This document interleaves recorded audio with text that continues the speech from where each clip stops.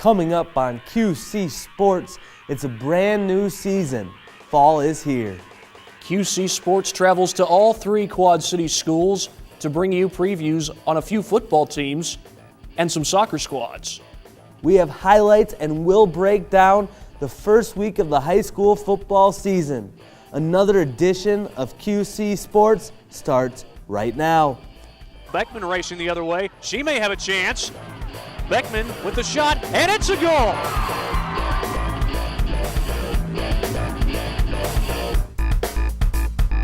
Welcome back inside QC TV studios. I'm David Brown alongside my partner Thad Goff. And David, it is good to be back, and it's even better to be talking football. It may feel like summer outside, but the reality is that the 2013 football season is about to begin this week. Thad and I had a chance to visit the Quad City schools, and on Thursday night, two of our own will meet in the first week as Champlin Park travels to Andover. Andover is very optimistic this season with a lot of returners on both sides of the football. The Huskies are led by father-son coach-quarterback duo Rich and Connor Wilkie. I had a chance to talk to them and more of the Huskies as QC Sports previews the 2013 football season. The Andover Huskies are coming off a 5-5 season, but they have 14 starters returning. Leading the way for the Huskies is 3-year starting quarterback Connor Wilkie, the son of head coach Rich Wilkie. Connor will have a lot of eyes on him in the senior season to see how far he can take the Huskies. Yeah, there's a lot of you could say people, the coach's kid and whatnot, but the connection we have, there's a lot of trust he has in me. Now that's going to be my third year and a senior, and knowing the entire offense. And for instance, we're putting in a new thing when we can just go in our, I guess you call it our speed package or whatever, when we're just going on the ball and I'm calling the plays, and it's all in my hands. So there's a lot of trust, and I think he gets it now, and the guys around it get it. So it's awesome. Wilkie's top targets will be Chris Larson, Jake McNallen, and Sam Steckman, along with handing the ball off to senior Derek McLaughlin. McLaughlin, the second leading rusher last season in the Northwest Suburban Conference, understands how difficult their schedule is this season, including marquee games against the defending state champion Totino Grace Eagles, but he doesn't want to look ahead just yet. We just take it week by week. That's all you really can do. When you look ahead, that's when you start getting overwhelmed with what you're trying to do. McLaughlin came up just short of 1,000 yards last season, and his mind has been on the Rebels game since the last time the Huskies took the field. I've been waiting for this for 300 days because we have the countdown in our locker room. Every time I go in there, I just look at the countdown and see Champlin Park is rolling in however many days, and I'm ready to go. I think our main goal this season is to try to get off to a good start. We have a tough schedule again, and the main thing is to try to get to that section final. I think at the end, that's a long way out, but the kids know that the regular season games set up your seeding, and so let's just try to win as many games as you can. Try to finish toward the top of the conference and stay healthy. Wilkie knows it'll be up to their 14 leaders to carry the team all season long. We have 14 returners, 7 on each side of the ball. 9 of those players have played varsity football since they were sophomores. So we've got some pretty veteran guys, probably more veteran players than we've ever had. And you look to those kids for leadership because they're not going to be quite as wide-eyed on that first game or any time during it because they've seen a lot of it. The Huskies have the potential of doing big things this season, like going to the state tournament as they did in the basketball season last year. Anything is possible for the Andover Huskies in 2013. The Huskies and the Rebels haven't met in over 3 seasons, but this year they will meet on opening night this Thursday. The Rebels are always looking to be a football powerhouse in the Northwest Suburban Conference, but they will face some challenges this year after losing a lot of senior playmakers. I had the chance to visit the Rebels earlier this week. The Rebels lost a lot of playmakers from last season. Bryce Marcourt, Trevor Garrison, and Michael Sales, just to name a few. However, Matt Juneau doesn't think anybody should overlook the Rebels this season. I feel like everyone thought we were just going to be horrible because we lost all of our, a majority of our team on offense and defense. But I feel like the way we've worked this offseason was the best we've ever had, and I feel like we're going to kick some butt this year. The Rebels will look for Matt Juneau, Jason Anderson, and Dylan Cox to help lead the Rebels in 2013. Champlin Park will be starting a junior at quarterback, Max Biegert. The leaders of the Rebels all believe if Biegert can stay poised and calm, he will be a nice fit in the Rebels' offense. Champlin Park has always been considered to be a threat in the Northwest Suburban Conference, but if that trend is going to continue, they will need a lot of new faces to step up in 2013.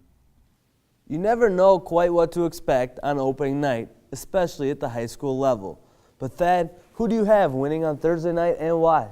I think my prediction would have to be the Andover Huskies because they've got the experience, especially on offense, with Connor Wilkie back for his senior season. Derek McLaughlin had, I believe it was 300-yard games last year in his first year as a starter. Plus, Wilkie also gets back the guy who might be his number one target this year, Justin Freiholtz.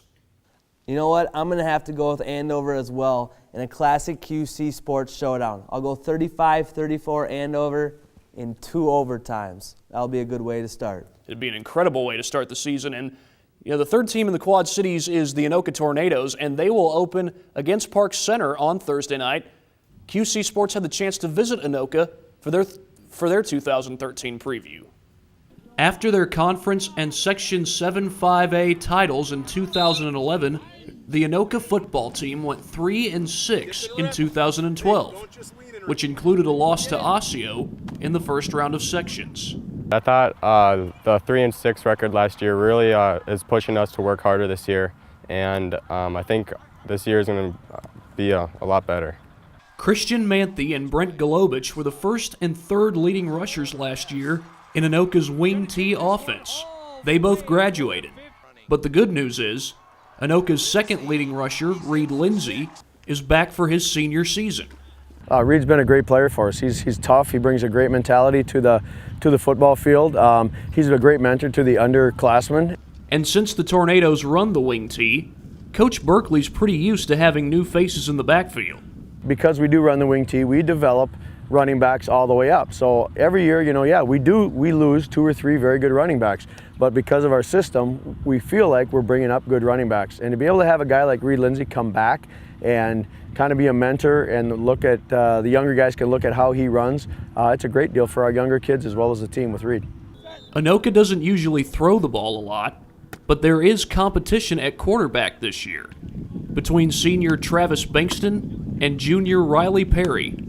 But at this point, Bankston is the front runner for the job. Travis is performing very well. Our backup is doing very well also, and if he's not competing or he's not the starting quarterback, he'll either play running back or receiver for us as well. But Travis has done a great job in the offseason. He's really stepped up as a leader this fall and has done a very good job throwing the ball. Bankston started some games last year and threw more than he ran. So if he does win the starting job, the same may be true this year, but in Anoka's wing T offense, that's no guarantee. I think it all depends on how well we're doing and what's going on, what kind of defense they're playing. We run some waggle and some rollout passing stuff that they're told, if it's open, go. All right? If they can throw the ball, that's fine, but we have no problem with our quarterback getting out on the corner and taking off running. The Tornadoes are not taking anyone on their schedule lightly. They do have some tough games against Maple Grove, Andover, and others, but they're not overlooking the lesser teams like Park Center, who they play in Week 1. I think Coach Berkeley has done a really good job preparing us for every game. He tells us all the time that you can't take a week off in this conference. There's not a bad team in this conference. You have to come and bring it every week. And if you don't, you better be ready to lose. Well, last year didn't exactly go as planned for Anoka boys soccer, but do the Tornadoes have reason to be confident this year? Here's our season preview for Anoka boys soccer. Last year's boys soccer season at Anoka had its ups and downs. On the upside, head coach Pete Hayes picked up his 300th win, and the Tornadoes went to the Section 8 AA finals. But on the downside, the team didn't get its first win until 5 games into the season, and they finished with a record of 8-10-1. Last year kind of taught us that we need to persevere. We didn't start out the best, not playing our best football at the beginning of the season, but then we grew as a team, and that way pushed us further. So as we persevered as a team together, that made us a better team. But this year, it looks like the Tornadoes have reason to be confident. They only lost 4 seniors from last year's team, and they also returned key players such as Roland OU, last year's leading scorer, and Travis Mashuga, who's a pretty good defenseman, and was an all-conference selection last year. OU and Mashuga are both seniors. You really win soccer games, I think, up the middle of the field, and both of those guys play the middle of the field. Roland is our leading goal scorer the last couple of years, and Travis, who's been our sweeper, kind of cleans things up. We have a chance to move him up into the middle of the field this year, so great leaders, great positive role models for our kids, so I think they're going to help a lot. But it's not just upperclassmen who might contribute for Anoka. Blake Newman and Connor Schaff both played well as freshmen last year. Newman was another all-conference selection, and Schaff scored some goals late in games last year. They were surprises for us last year, and they were 2 of our better players. And now they know what varsity competition's like, so I think they're just going to take another step in the positive direction this year. Despite the losing record, the Tornadoes were battle-tested last year. 6 of their regular season games were decided by only 1 goal, as were all 3 of their section tournament games. That's a positive because we had so many young players on the team last year. Only losing 4 guys for us means a lot, but to know that we were in close games with a bunch of young players is always a positive thing. Don't expect the schedule to be easy. Champlin Park and Blaine went to state last year, and Park Center and Coon Rapids also had good seasons. It's not like we have a big high-scoring team like we did when we won our state championship a few years ago. So, if we come to play, I think we have a good chance to win all of our games. There are our games and be in them all, we know that. But, if we don't in this conference, you're going to get beat. We're up for it. Coon Rapids, we should have won that game last year, so it didn't turn out in our favor because of a lot of stuff, but I think we could take Coon Rapids and Champlin, Blaine, and Park Center. We'll come with our best. Well, the boys' soccer season has now begun, and it looks like Anoka has put the memory of last year's 0-4 start behind them. The Tornadoes are off to a 3-0 start at this point, and unlike last year, their season began on the road. They opened their season on Thursday, August 22nd, with a 6-0 victory against Matamidi, and then headed out to Rochester for the next 2 days. On Friday, they knocked off the Spartans of Rochester Mayo 3-2. And then on Saturday, they beat the Rockets of Rochester John Marshall. The final score in that one was 6-0. Anoka will finally come home to Goodrich Field on Wednesday to take on St. Cloud Tech, and then it's back on the road for the conference opener against Coon Rapids this Thursday, and then a date with Rogers on Tuesday, September 3rd. Just like the last few years, Anoka's girls soccer team opened their season against Bloomington Jefferson. The last 3 games of the series have been won by the home team, and this year, the 2 teams met at Goodrich Field. Katie Beckman started the scoring in the 6th minute with a shot from the 21-yard line, which means this ball had to travel 31 yards to reach the net. This isn't the last time we'll hear from Katie Beckman. Tornadoes up 1-0, and it would stay that way until the 49th minute. But that was when Jamie Peterson found Isabel Nutting for the game-tying goal. So no shutout for goalkeeper Katie Verkyland, but it didn't take long for Anoka to strike back. On the ensuing kickoff, Beckman goes to work again. This time she's going to push about 45 yards down the field and score for the 2nd time in the game, about 15 seconds after Jefferson tied it. The Tornadoes reclaim the lead, still more from Beckman later on. Just 4 minutes later, Lauren Hamema takes the shot, and it's true. The Jaguars tie it up at 2 apiece, and then in the 79th minute, Katie Plampton gets called for the foul. It looked like she pulled Brenna Giddings down by the jersey, so the Tornadoes get a penalty kick. And guess who gets to take the shot? That's right, it's Katie Beckman. And the shot goes. It hit the side of the post and went in. It's a hat trick for Beckman, and that last goal would prove to be the game winner. Tornadoes knock off the Jaguars 3-2 in their season opener. Well, it's time to announce this week's Player of the Week, and it's no surprise to find Katie Beckman. Beckman tallied a hat trick in their win over Bloomington Jefferson.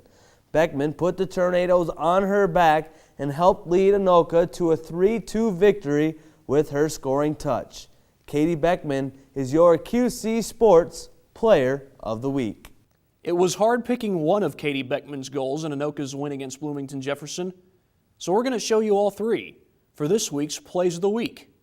In the 6th minute of play, Beckman's going to take the shot from 31 yards away from the goal to get the Tornadoes on the board first. The Jaguars tied it in the 49th minute, but 13 seconds after that, Beckman races toward the net and puts it home to give the lead back to the Tornadoes. But once again, the Jaguars tied it, and it would stay tied at 2 until the 79th minute, when Katie Plampton gets called for the foul. And who should get to kick the PK but Katie Beckman? And the shot is true again. That goal would prove to be the game winner. Beckman racks up a hat trick. Anoka beats Bloomington Jefferson in the season opener. And those 3 goals by Beckman are your QC Sports Plays of the Week. Well, that's it for this week's edition of QC Sports. Remember, you can watch this entire episode of QC Sports again on YouTube. Just go to youtube.com/QCTV Sports. Next week, we will have an in-depth recap of the Andover Champlin Park Showdown and plenty more. It felt good to be back for a brand new season. Enjoy the Friday Night Lights on Thursday, and thanks for joining us. He's Thad Goff. I'm David Brown. Have a nice week.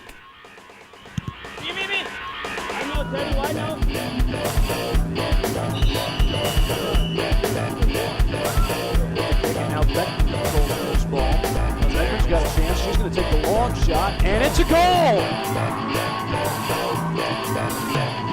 Katie.